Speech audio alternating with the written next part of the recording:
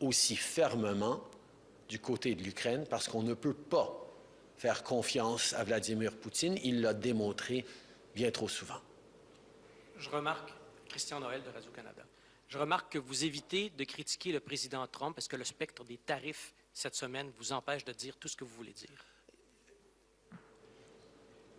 Ça fait plusieurs jours que nous avons des ministres à Washington, des gens qui ont présenté tout ce qu'on est en train de faire et d'investir à notre frontière commune, particulièrement pour contrer le fléau qu'est le fentanyl.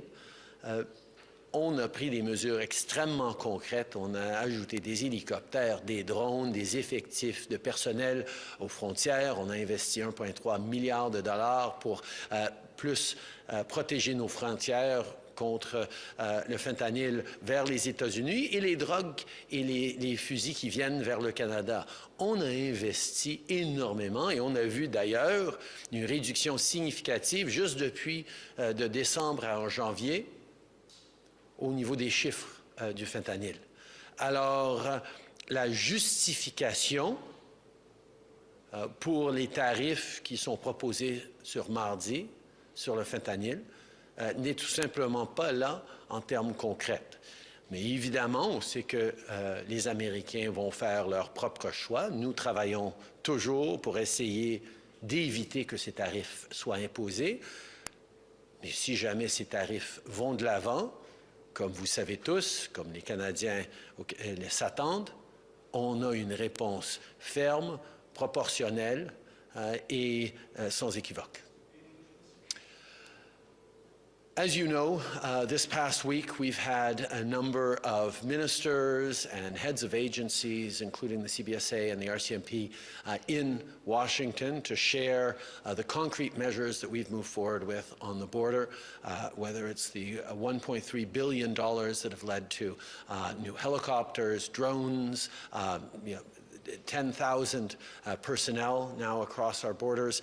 These are measures that have seen significant reductions in even the small amount of fentanyl that was passing across our borders. This is work that we are doing, as we always have, with the United States to ensure the safety of our border from illegal flows in both directions.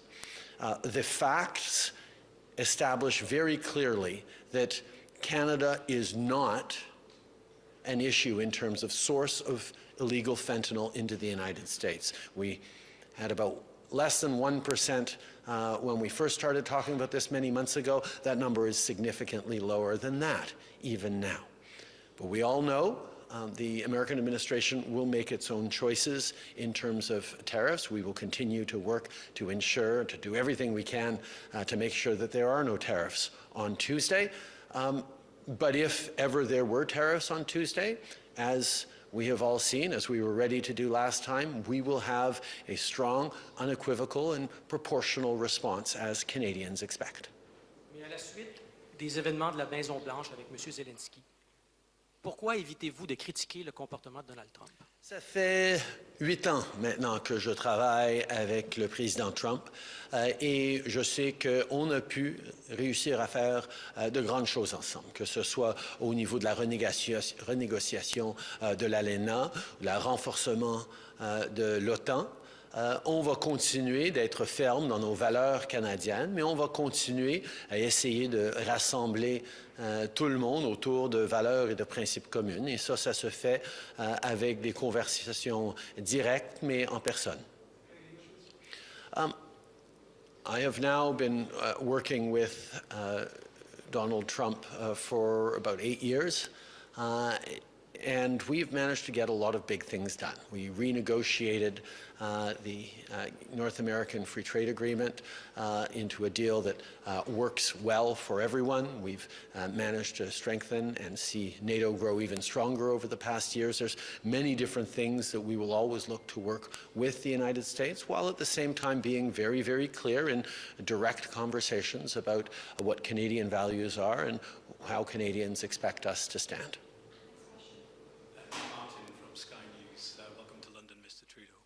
There's a lot of pressure on European nations to increase defence spending, especially because it was front and centre of this summit today. Sir Keir Starmer has announced an increase in defence spending for the United Kingdom. But as you'll know, Canada continues to not spend enough. You aren't meeting your 2% target on defence spending, and the predictions are that you're not going to do that until 2030. That's not good enough given the change of events, is it? Well, the world has changed. The time of peace that we had after the Cold War has been upended, and it is now necessary for countries to be spending significantly more on defense. And Canada is no exception to that. When I took office in 2015, Canada was spending, despite the NATO guarantee of a few years before, Canada was spending less than 1% on defense. It was my government that has tripled defense spending between then and 2030, and we're actually on track to reach that 2%. Now, we understand we all need to do more, and we are busy doing more, including buying 88 F-35s, moving forward on a dozen new submarines to help patrol the Arctic, making investments in NORAD, making investments in capacities, including making investments for Ukraine. And we will continue to do more. That is what not just our allies expect, that's what Canadians expect, and we will keep doing that. But do you think that Canada will reach that 2% way before 2032? And just to follow up, we all saw the events in the Oval Office the other day. President Trump has been very critical of your own defence spending. Given what we've seen, do you see President Trump as an ally or an adversary in all of this? The United States will always be an ally. Americans and Canadians and indeed allies from around the world have stood and fought against tyranny and fascism and Nazism and stood and died together on battlefields across Europe and in various places. We will continue to work together to build a stronger world. Le Canada et les États-Unis et nos alliés de l'OTAN vont toujours être là les uns pour les autres. Il y a des administrations qui ont des perspectives différentes sur un enjeu ou un autre, mais sur les grandes choses, je sais que les Canadiens peuvent compter sur le peuple américain et sur tous nos alliés quand vient le temps d'être là pour la paix et un avenir plus prospère. You were, of course, Prime Minister during President Trump's first term, and he was adamant even then about the 2% NATO commitment. Do you think it's perhaps one of your biggest mistakes not to have addressed that in his years out of office, because he was always going to come back and press on that point again? As I said, Canada has more than tripled its defense spending between 2015 to 2030. That was a decision that we took after a conservative government had allowed our defense spending to slip below 1%. We are now on track to reaching the 2%, and indeed, it's not about just focusing on the numbers, although yes, we need to reach those numbers. It's about ensuring that Canada has the capacity to defend the Arctic, to be there for our NATO allies, as we are in Latvia leading the enhanced forward presence. We are going to continue to be stepping up because, quite frankly, Canadian men and women of the armed forces are respected and valued and needed in contexts around the world. And the biggest grumble of many of our partners is, we love Canada, we just need a little more of you. And that is exactly why the Chief of Defence Staff has increased enrollment in the Canadian Armed Forces, and we're stepping up in a number of ways to ensure that we're increasing our defence spending. And I have no doubt that the next Prime Minister of Canada will continue to do just that. Today have made many trips to Ukraine over recent years, trips that Vice President J.D. Vance called propaganda tours. Do you think now that Donald Trump and J.D. Vance themselves should travel to Ukraine to see what the situation actually is, given the factual errors they made in that Oval Office meeting on the situation? I think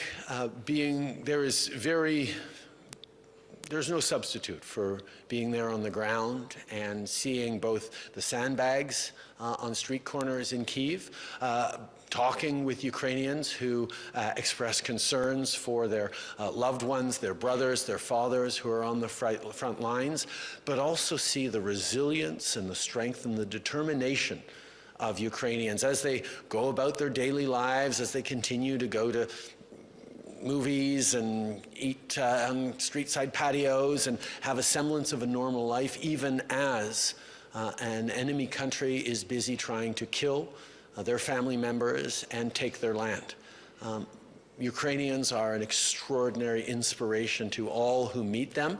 Canada is lucky to have the second largest Ukrainian diaspora in the world, and we have known for over 100 years how incredible Ukrainians are, and I think it would do well for any and all leaders who have the opportunity to go to Ukraine, to spend a little time with heroic Ukrainians who are fighting not just for their own sovereignty, but for the very principles that underpin all of our democracies. Merci beaucoup tout le monde.